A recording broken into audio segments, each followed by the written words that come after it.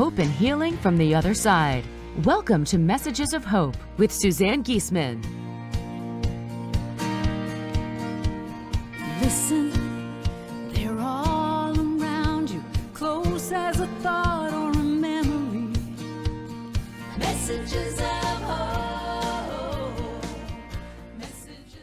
Hi, everybody. We have a big crowd gathered. Thank you for joining us today. And those of you who aren't with us live, thank you for watching, tuning in. You're going to love this conversation, probably because you'll feel the love going back and forth between me and my guest. I just love her to pieces. Dr. CONNIE MARIANO, former White House doctor, is here to talk to us not so much about her career, but we have to talk about that, but really about the transition she's gone through in her life after the transition of her beloved husband, John, who was a friend of mine and of Ty's.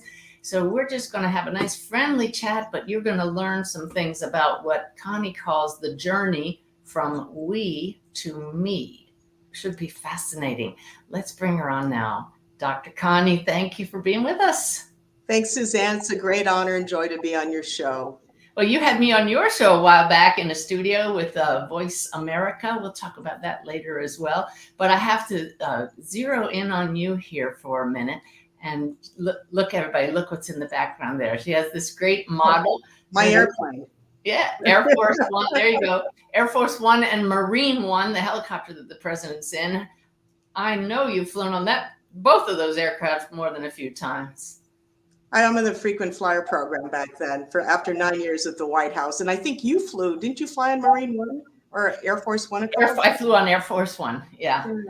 Yeah. But you definitely were the frequent flyer. I want to bring up one slide real quick before I don't want to forget to do this. Let me see. Where are they? Right here.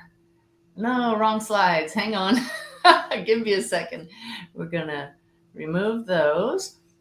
I have to bring up your book. I was all ready and then it went off. Hang on. That's the one there. Here is Dr. CONNIE MARIANO on her book. I had to make a slide because, Connie, I can't find your book. It's buried in my bookshelf somewhere, but I've read it twice. White House Doctor is just the greatest read. And I thank you for writing it.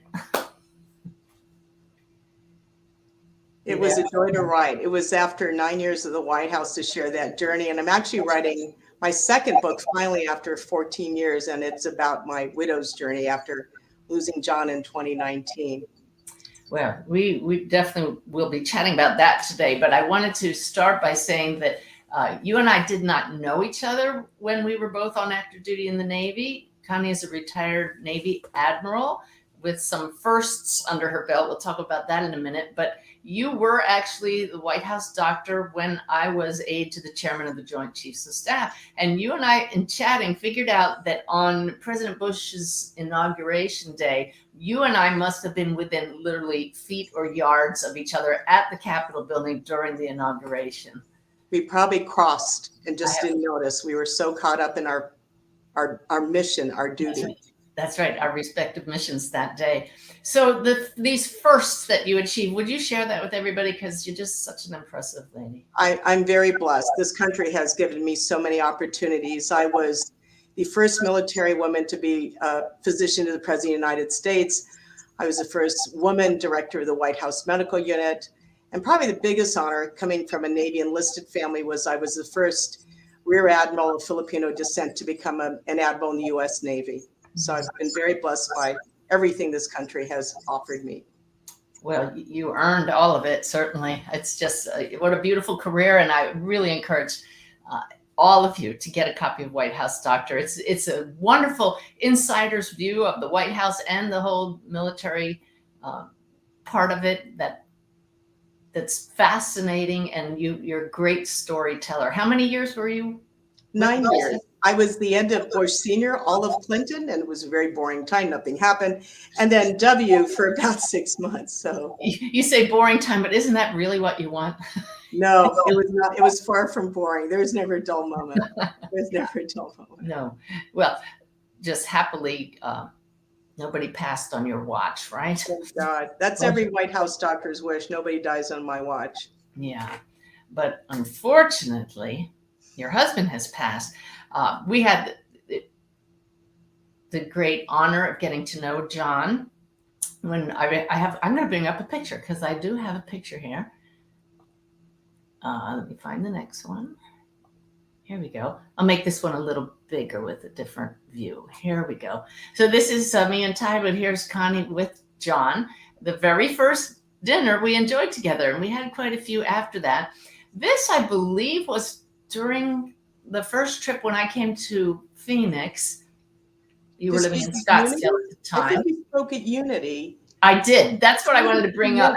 You Because came to an event where I channeled my guide Sanaya at Unity, and I knew you were going to be in the audience, and I was a little uncomfortable. This was years ago when I still wasn't at ease with channeling as I am now. And much to my surprise, when somebody in the question asked my guides a question about Jesus, Jesus stepped in and I channeled him.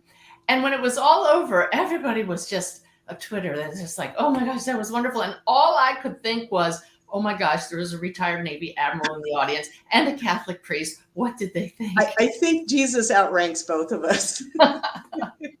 Absolutely. But I remember you saying it was one of the most sacred experiences of your life. So that changed everything for me. Isn't it funny? At the time where I was on my spiritual journey, I needed that validation. Yeah. But we then have enjoyed several meals with you, and I just value our friendship. But I wanted to say that John came to me for a reading.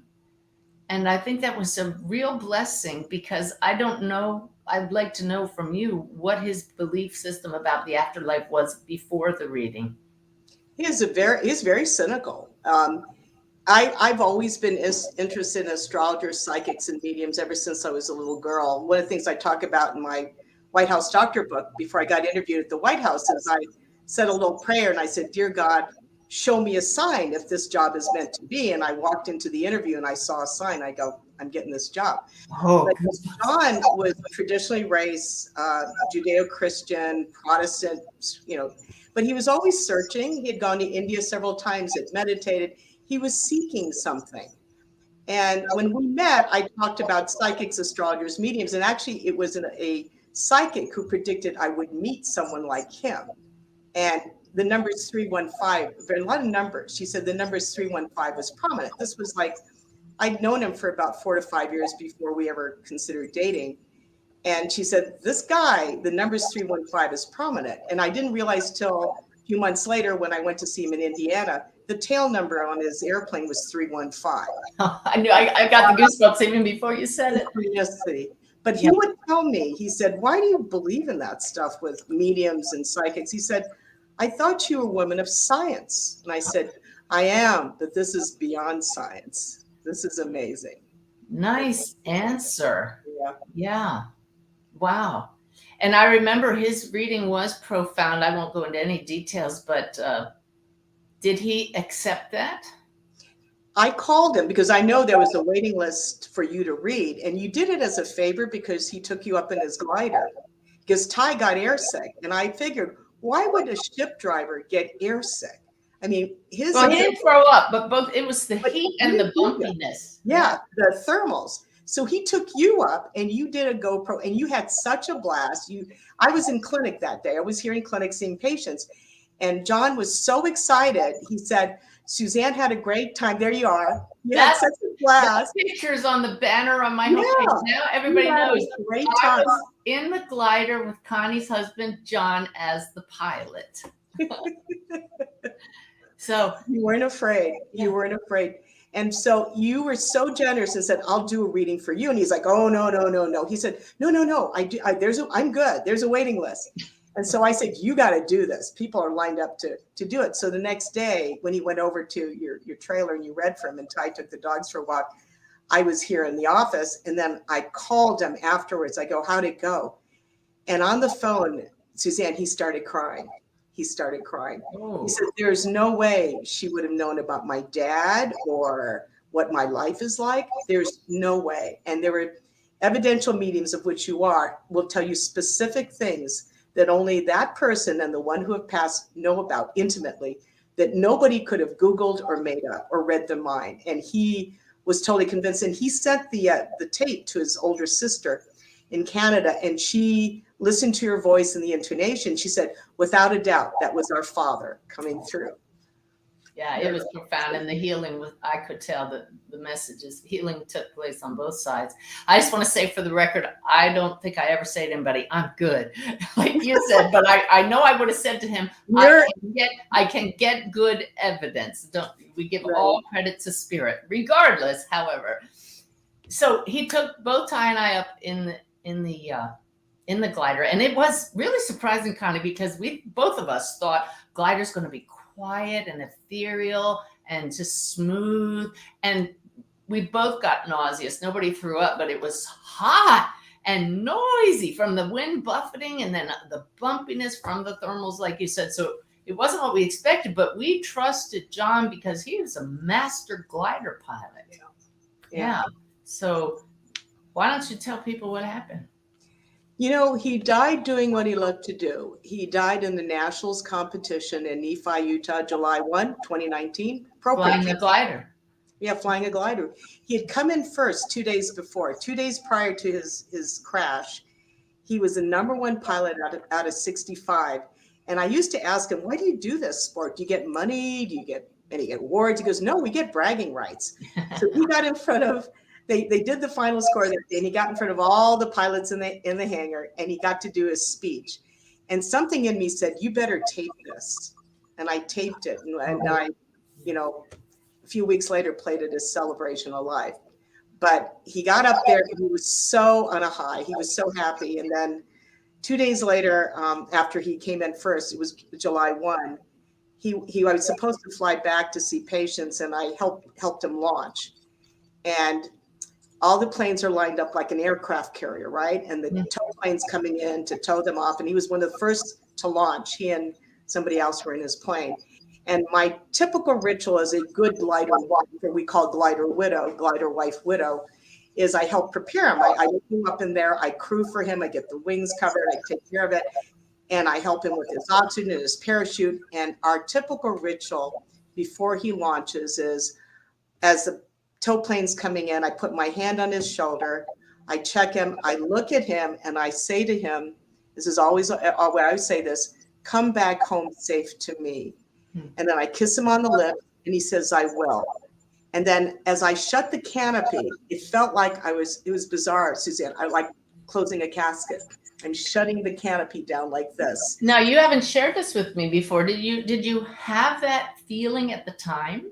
Yeah. I just only that time? Only as that? I replay it, it was just sort of eerie because I tried to block it. So what made that even more so was as the rope was towed to the nose of the glider, he typically, as he rolls down the runway, he turns to me on the sidelines and waves and blows a kiss. He did not do it this time. This is the only time he didn't do it. He looked straight ahead, like on a carrier, you're looking straight ahead. He didn't look back. And I thought, oh my gosh, he's just really focused. Yeah. So then I got in the truck, and I was going to go do some errands in town. So I'm driving through the airfield, and I see all the glider trailers. They're long, and they've got that little fin with the tail number. And you know what vision came to my mind when I was looking at those fins and those, on top of those trailers? Tombstones. They're tombstones. There were tombstones with, their call signs. And I thought, what the heck is that? Huh.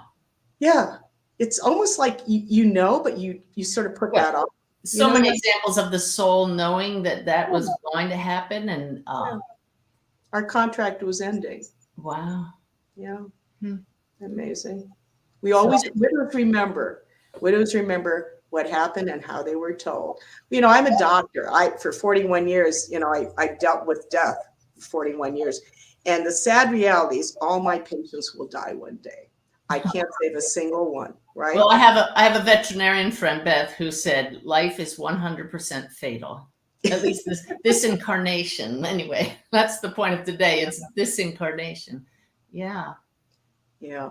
But so I know death pretty well. I just try to keep them on this side of the veil as much as possible, but it's how you look at the other side and how they see towards the end.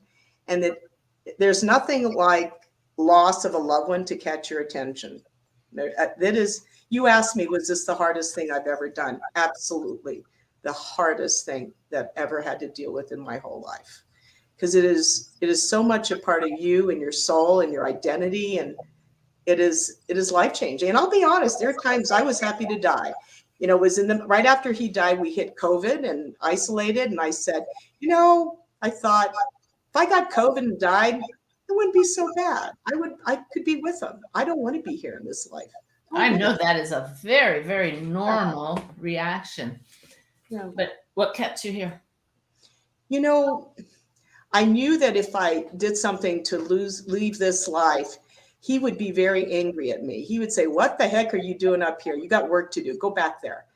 But I also realized my children and my grandchildren and my friends. And I also realized I still have work to do. I'm not supposed to leave yet. I can help. I can still help people. You know, I can still make a difference in this life. And I used to, and I say now, you know, may my pain be somebody's gain. And I see that with widows where I've lost somebody I loved. And I was quoting statistics, there are 1 million new widows in this country every year. There are 11.3, about 12 million widows, 3 million widowers. John were here, he'd say, well, men die first because they can. But, you know, I look at my women patients, you know, my practice, and they say married women, 75% of married women in this country will be widows one day. I always say it's the club that most of us never wanted to join, never had plans of joining that club. But here we are. What do we do? We are. Right. And there's John with his glider showing what he called the mast of shame. It's the reason I agreed to go up in that glider, because he had this little button he could push and a little propeller came up if you needed it, if you got in trouble. Right. So yeah. you believe that he had a medical emergency and that's why he crashed. You know what? I don't think so. The autopsy was clean. There was no stroke. Oh, I thought I remembered you saying that. NTSB did the investigation. Results came out about 2 years later. They always, you know, pilot error. They think a wingtip clipped a tree because he had been circling in that canyon. They call it sink. The plane is sinking. And I think he was trying to land it. He landed it hard. He didn't slam into the mountain. He landed it hard. He transected his aorta, which is a fast way to go. I talked to the coroner afterwards. And he went very, very quickly, which to me was wonderful. That's, if you're going to go, he always told me he never wanted to die of dementia or heart disease or cancer. He didn't want to die of the things that my patients die from. He says, I don't want to do that. I'll never do that to you. He died doing what he loved to do. He did. I've done a reading for you since he passed. I don't remember any of it, but I know you've been to more than one medium. You have some great medium friends. I'm blessed. Well, shortly after the day he died, I text my psychic in New Jersey who actually predicted him dying. Oh, she just said he would die before 70. Well, it was a year later. And so I text all my friends. I remember that text. I was visiting my sister for July 4th weekend. Mm-hmm. And I got that text and it was just shocking. Mm-hmm. Yeah. And then you called me from Oregon. You're in your RV and you said, check your email because John came through. Oh, a drop-in. But interesting, around that time, I was back at my house in Desert Mountain. My best friend, Maddie, who's like my sister, spent the night with me. Because I'd just gotten back and we're making the arrangements for the funeral home. So she said, I don't want you alone in that house. But she spent the night in my house, in the other side of the house, in the guest room. And in the middle of the night, she said, I woke up and I could see John everywhere. Because I had told him, she saw, I said, well, that's the visitation. She could see him and she doesn't, she wasn't into any of this. And she said, I swear I wasn't afraid. I can see him smiling throughout the room. Now, she wasn't in this, but she's the one that came with you to my retreat in North Carolina last year. Yeah, she loved it. So is she all in now? Oh, yeah, she totally embraced it. In fact, we went to see another medium in Cherry Creek, who's read for me twice, and it was on March 15th. So Maddie and some friends and I, and John comes through loud and clear. There is no change. What I find interesting is the things he has predicted are coming true, which he's very much in my life. And don't you all love it, everybody who's watching or listening now, when we hear about people who were skeptical and just, I'm not going to believe that, and where's the science? And now they're talking to us from the other side. And when I do readings and the spirits show me this motion with their hands, and it means my eyes have been open. Here I am. I'm talking to you. I can't deny it. I still exist. And it's specific things. It was, I have had 4 or 5 mediums read for me. And so I never give them background. And one of the first ones in Carefree said, he's telling me that you were so right about energy and the other side. You're so right about it. Good. And specific things, again, nobody could make it up. It's like your readings, right? You're with the right source because you couldn't have made this up. Yeah. Any gold nuggets from anybody that just, we love the stories, the things he's gotten through to you, besides that one, which is great. I call them kisses from heaven. And I keep a file of kisses from heaven. They're numbers, music, sounds. But a couple times I've dreamt about him after he died. The first couple of dreams I would wake up crying, and I couldn't, because you're vibrating so low. But the ones that stick out, I've written out what he said. The first dream he came through was, we're in our plane, our TBM, and I'm flying it. We're taxiing on the runway because our happy times are in our airplanes. And he's in my seat and the co-pilot, and I'm in his seat. But you don't fly, do you? No. So this was a dream. I'm the emergency landing person, which God forbid I never want to do. So I'm taxiing on the runway, and he looks at me in this dream and those beautiful blue eyes, and he points to me, says, no matter what happens, keep flying the plane. Don't quit. And I rewrote that down, and it came right around the time of COVID. And at the time of me thinking I should just retire, not work anymore, not see patients. And he said, no, keep flying the plane. And it comes through loud and clear. It was a message from him. You're not going to give this up. You're going to keep working. And it got me through COVID, and it gave me the purpose to keep going on. Because what would I do? You got to do things that's of service. Wow. And it's interesting how widows run into other widows. We're almost like widow magnets. That's a God thing right there. Yeah. Or people who've lost their children. I run into parents who've lost their babies. I try to connect them with your Parents Helping Parents Heal organization and other groups that, in fact, I'm going to a fundraiser tomorrow for a friend whose little 2-year-old granddaughter passed suddenly around the time John died. And they're fundraising for sudden undiagnosed infant deaths, why these babies die.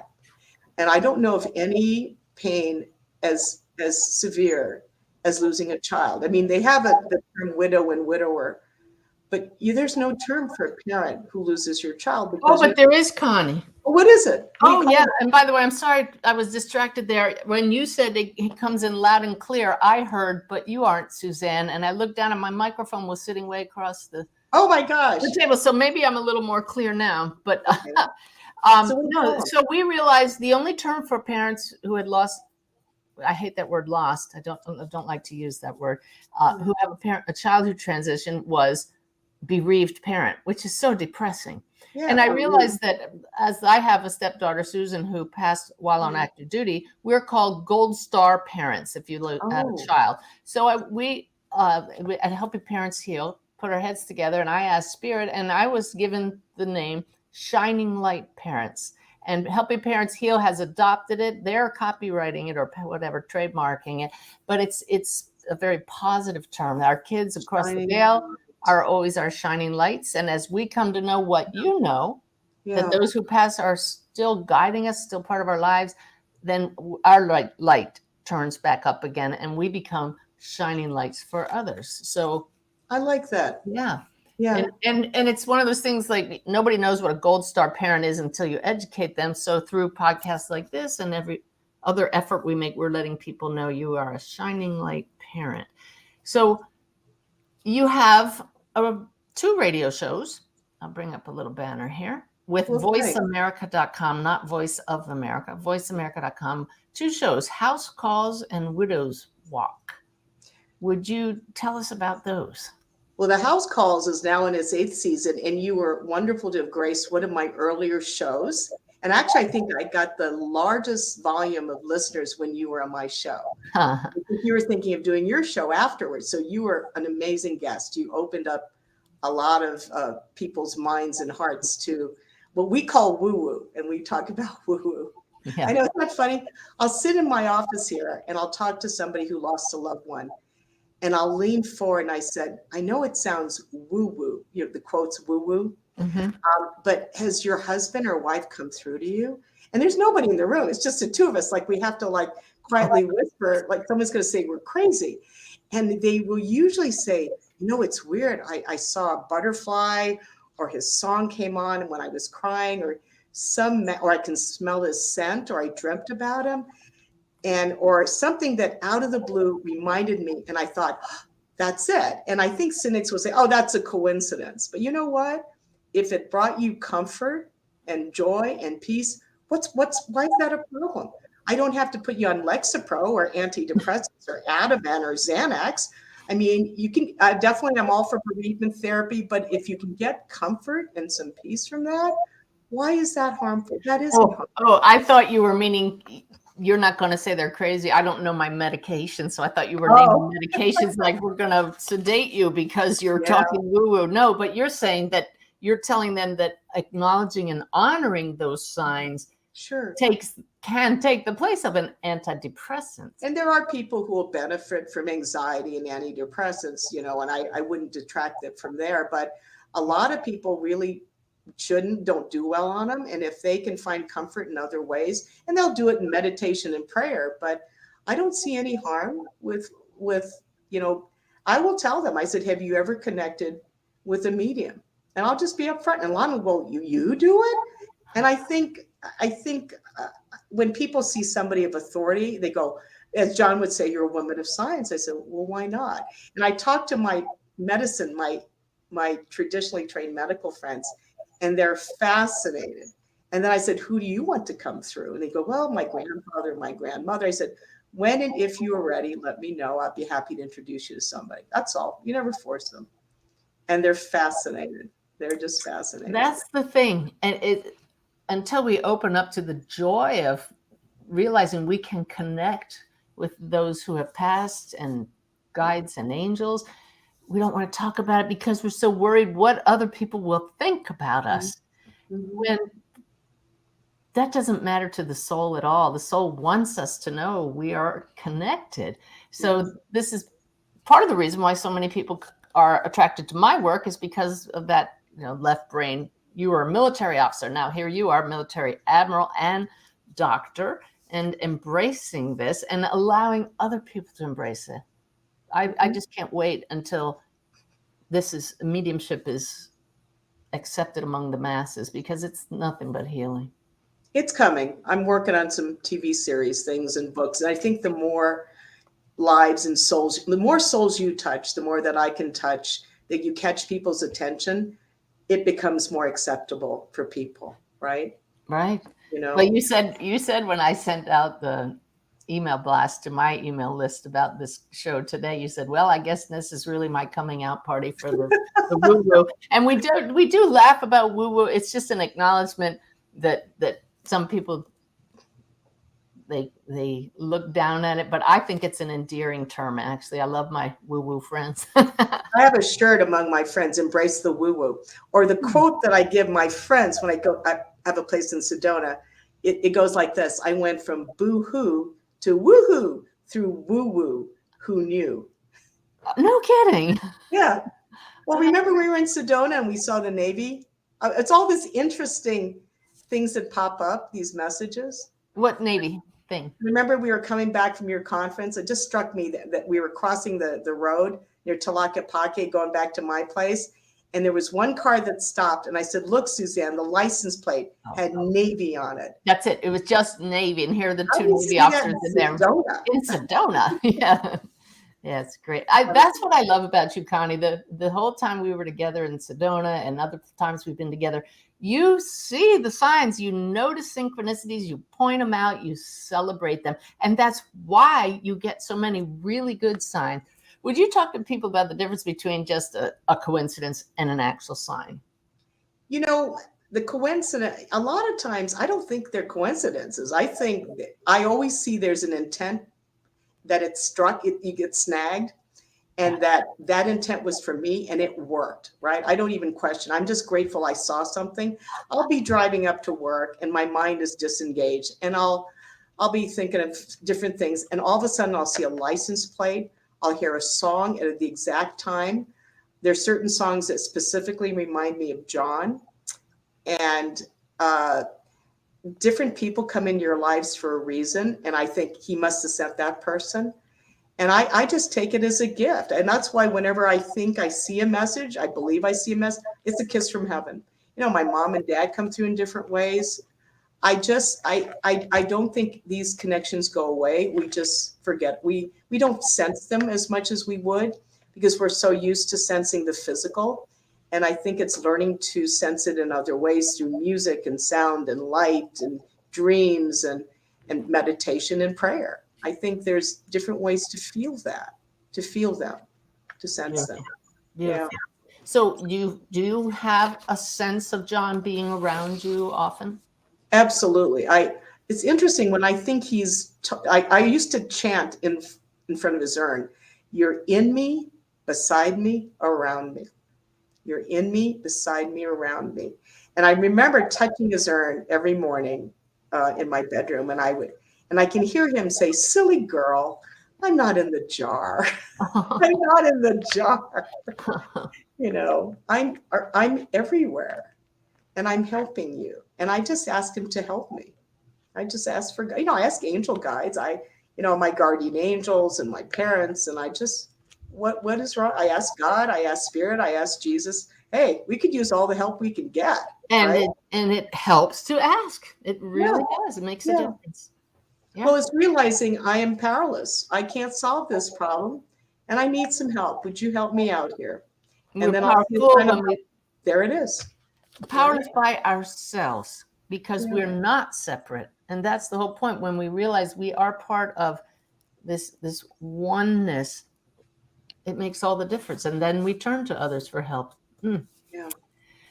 So your program called Widow's Walk, what are some of the main points that you make? The first chapter really begins, you get the news. And I condensed, you get the news, and then what happens next. And I get the visual. In New England, they have the Widow's Walk at the top, the cupola, the top of the rooftop, where in the seafaring days, your husband was a ship driver. The widows would walk atop it, waiting for their husbands, before they knew they were widows, to return from the sea. And they never came home.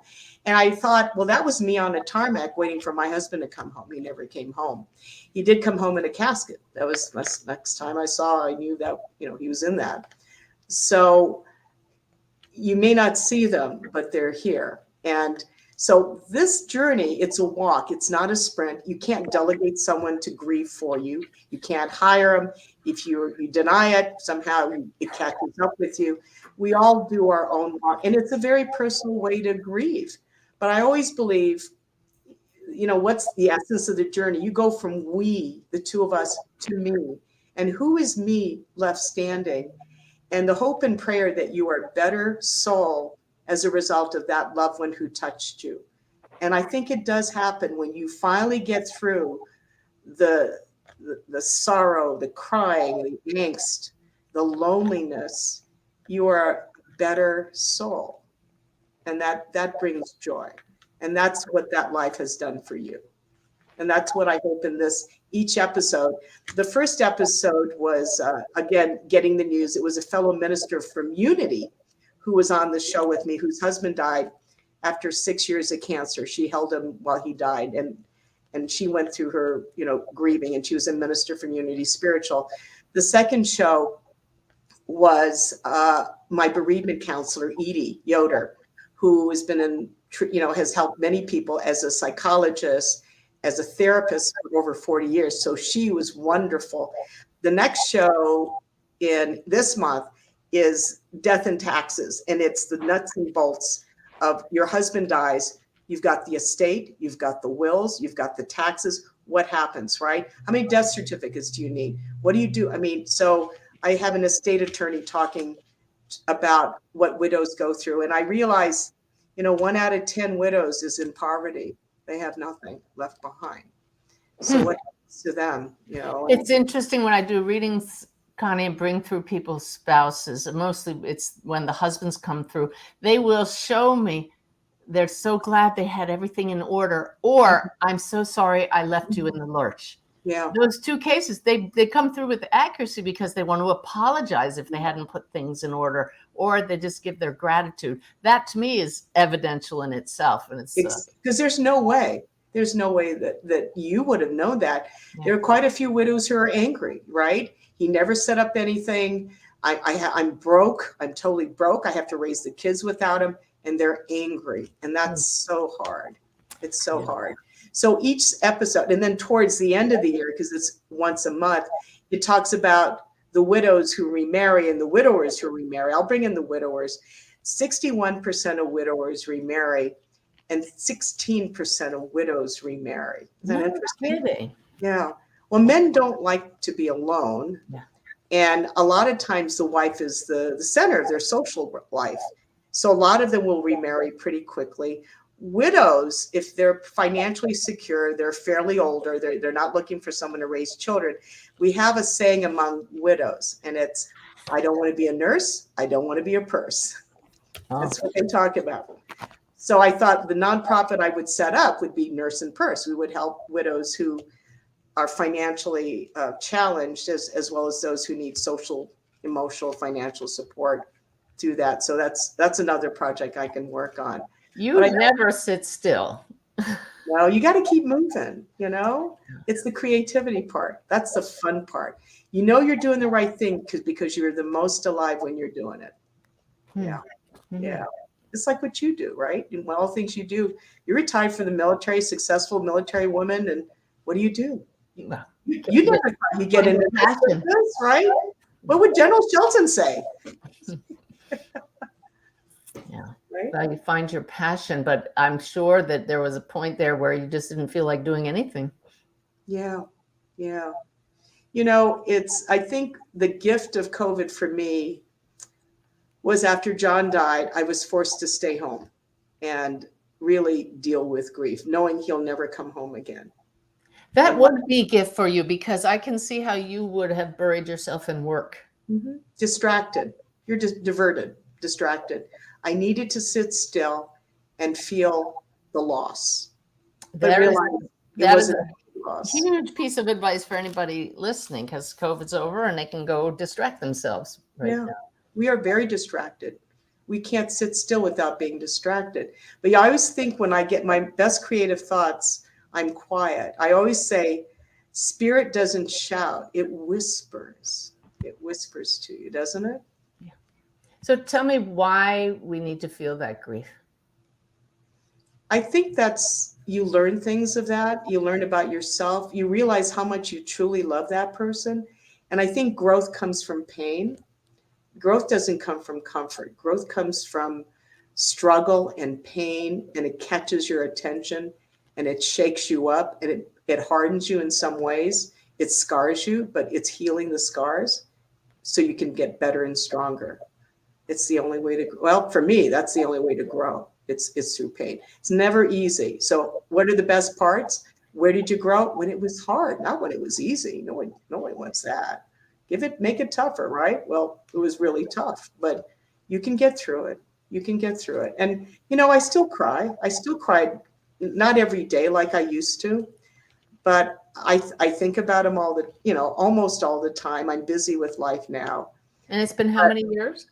It'll be 4 years, July 1st. Okay, so there's no timeline. That's really important, isn't it? Widows grieve in their own way. There is no timeline. I have widows who were married a long time. Husbands have been very sick. I call them widows in waiting. They've been knowing their husband will pass. Yeah. And then usually right after they die, a few months later, they start dating.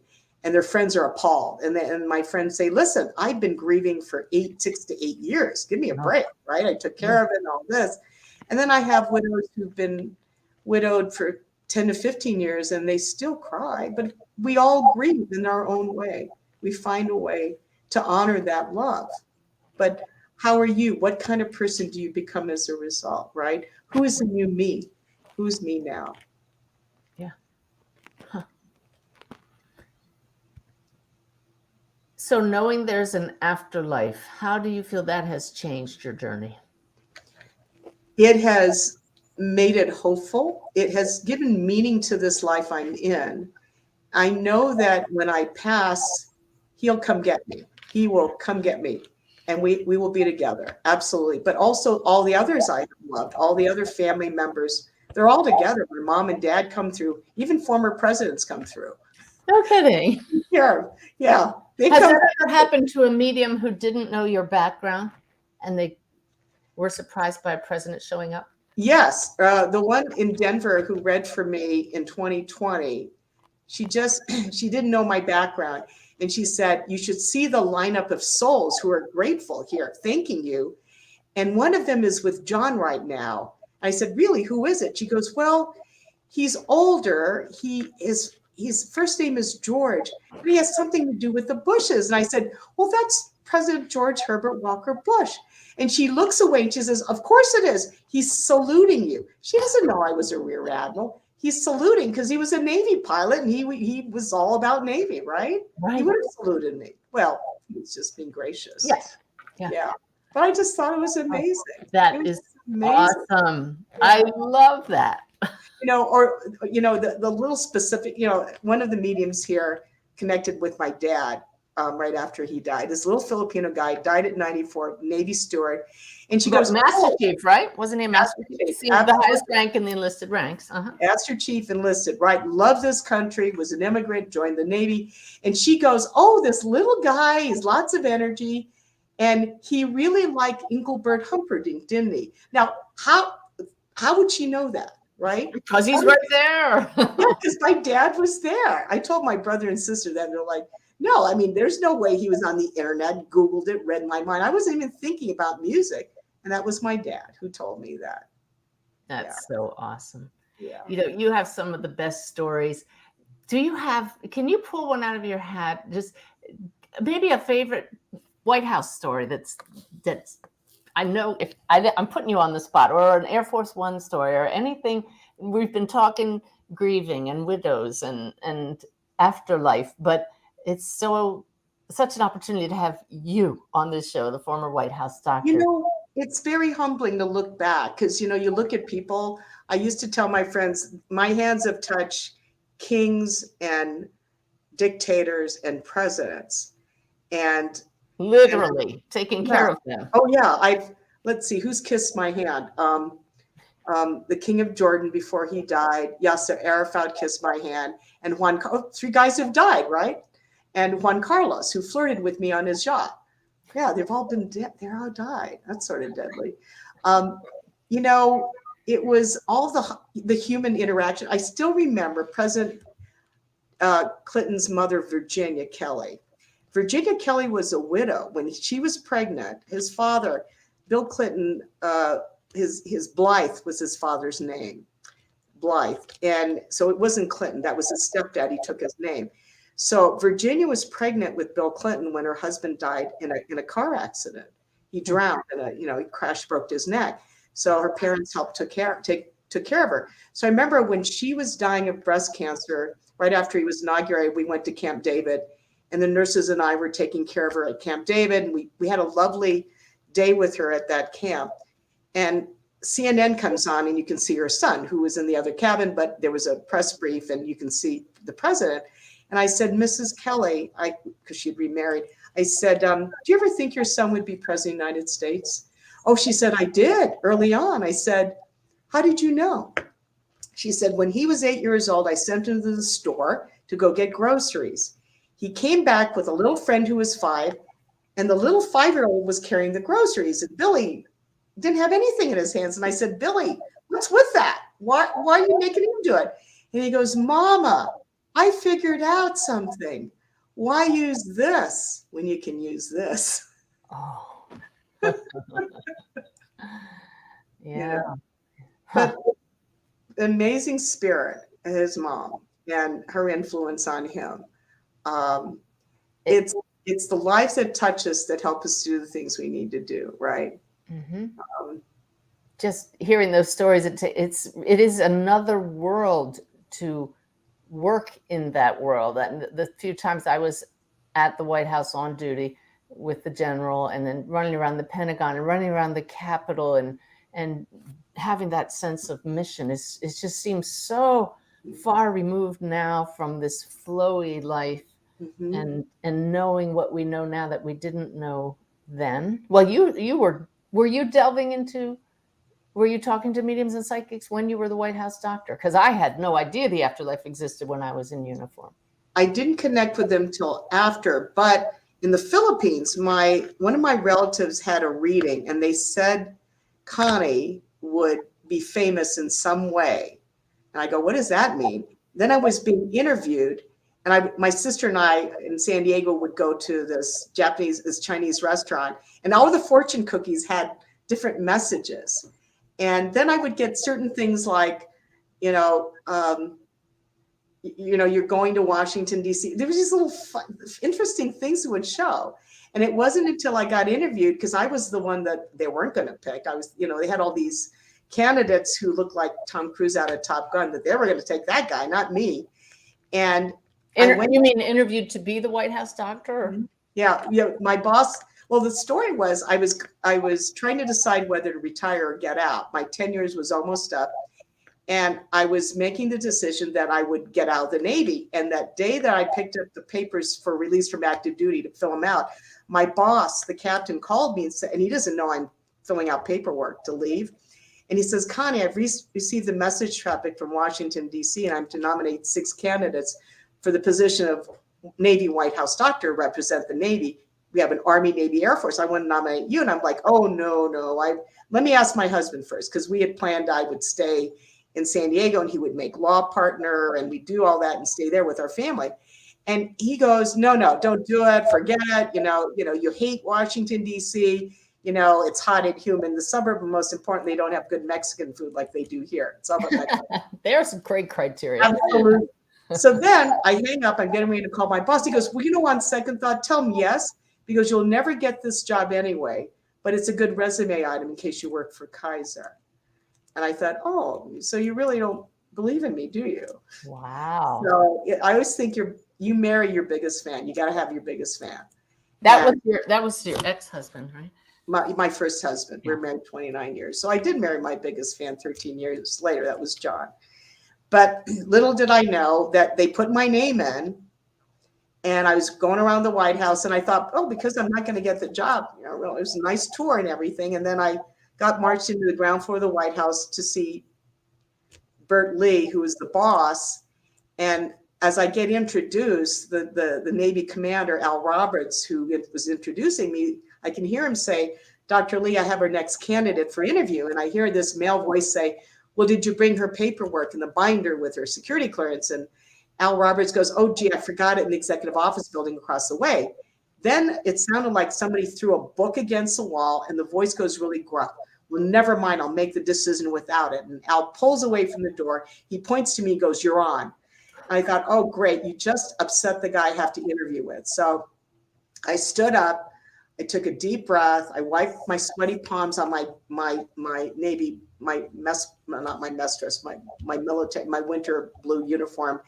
And I said a silent prayer, because I've always believed in prayer. And I said, dear God, if this is meant to be, show me a sign. It was very simple, show me a sign. So I walk into Bert's office, and he was about 6'2" at the time, 63 years old, very distinguished, bald gentleman.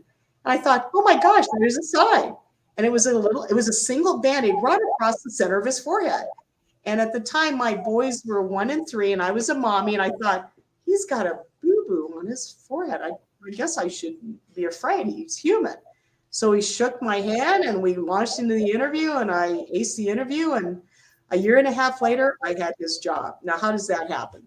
That's a miracle. That's meant to be. I was sent. I really believe I was sent. Right? Wow. There's a reason. Wow. Yeah. So you're still in private practice now in Arizona. And life goes on, it's changed. But what advice do you have for people about how to? I like to tell people you don't move forward without your loved ones who have passed. You move forward with them. Mm-hmm. You know, John's two final messages for mediums were, this is a year and a half ago, your heart is big enough to love another. So that's one message. And the other one was, you don't need to push me away to move forward. So we'll see where that goes. He will never be replaced. He knows that. But I also think people, as their souls evolve, have other soulmates, depending where their journey is. I have seen, in fact, today was one example. Interesting timing. I did a reading for a woman who has a husband who passed. And I've seen on certain occasions, like today, where the husband says, I will guide to you the perfect partner. I will make sure you get somebody worthy of you. I love that. Well, I think John said that. And I would tell him, my patients, I said, when my women patients lose their husbands, they grieve. When my male patients lose their wives, they replace, because they remarry, they date right away. And John goes, I would never replace you. He says, I will die first. I said, well, you're younger than I. He says, no, I will never bury you. And I said, well, I would never remarry. He says, no, you need to remarry. I said, are you kidding me? I met you in my exam room. Where am I going to meet anybody? I don't date. I don't do any of that. I said, you want me to meet somebody, you send me somebody, and you make it so obvious who it is, because I'm not looking. I'm fine. Right. Yeah. So now I know that was a blanket statement that not all men do that. So the replace part, because I know we have a lot of widowers who are still in the deep stages of grieving here, and it's the same. I know that. Oh, I'm just now reminded of a case where a man's wife across the veil absolutely brought him and his new wife together. So we're all just connected. It's all part of the ongoing story of our lives. The latter part of house calls, I have couples, widows and widowers, who have met and remarried, and they swear their spouses brought them together. And there's such beautiful love stories. One of my patients, she is 87, he is 94. They got married 2 years ago. Oh, they're great. the happiest they can be, widow and widower. That's beautiful. Beautiful love story. Well, any final words for anybody listening about the journey from we to me? Allow yourself time to grieve. It's going to hurt. It's going to be the hardest thing ever, but you will grow, and you will never have to let go of your loved one. They are there. They're in the most joyful of places. If you know your loved one is joyful and happy and you'll be with them, the grieving is a personal grief. It's me in my earth form missing somebody. When we cry, when we miss them, we say, I miss you. But if you know they're happy and you'll be with them, who would not deny them that bliss? And you should be at peace with that. That is perfect. Beautiful. Thank you. Thank you, my dear. I found out from you, you're coming on my Alaska cruise in August. Yes, it'll be great. We get shipboard. Do we get shipboard time for that, being in the Navy? Oh, you mean sea duty time? Sea duty time. Don't we get sea pay for that? No, we don't get sea pay. No. Guy's going to go to the bridge and start, telling the captain what to do. What do you think? He's going to go up to the bridge? No. My Ty, he's going to stay as far from the bridge as he can. He's going to enjoy himself. I'll go down to sick bay and say hi to the docs. Well, round in sick bay. That sounds great. Yeah, so if you all come on my Alaska cruise with me, you'll meet Dr. Connie. Wonderful. Yeah, we'll have a great cruise. Thank you so much for joining us, Connie. Hang on a second. I want to share one more slide with people before I say goodbye to you. Let's see if I can bring it up here. Just an announcement. I'm going to be channeling my guides for charity, as we talked about depression just briefly earlier, but my guides have actually, for the first time ever, told me in advance what they're going to talk about on this channeling for charity session. April 30th, they're going to address depression and mental illness from the spirit world's viewpoint. And 100% of people's contributions to attend this live event online are going to go to the national, what does NAMI stand for? Do you know, Connie? NAMI, National Alliance. That's it. National Alliance Illness? for mental illness. Right. National Alliance for Mental Illness. I Yeah. just know that they're fantastic advocates for mental illness and depression, and that everybody who attends is going to help to support that. And we get to directly hear from the spirit world. I love that you're a woman of science, former retired Navy Admiral, former White House doctor and director of the White House Medical Office, and you embrace the afterlife and talking to guides, and you talk to your husband who has passed all the time. So thank you so much for joining us. Thanks for the honor of being on your show, Suzanne. Thanks for what you do to give everybody hope and joy. I can't help it. Like you said, it's our passion. It's what we do, and we'll never retire. Right? That's for sure. All right. All right. All right, everybody. Thank you for joining us. I hope you picked up some great tidbits here, and at the very least feel inspired and filled with joy and this loving connection that we enjoy. So I will see you next time. I believe if it's not, it might be next week or the week after. Bev and Lynette are going to join me. We're going to do some question and answer with the spirit world. So sign up to receive my emails on my website about upcoming podcasts, and I'll see you right back here at the next live show. Take care.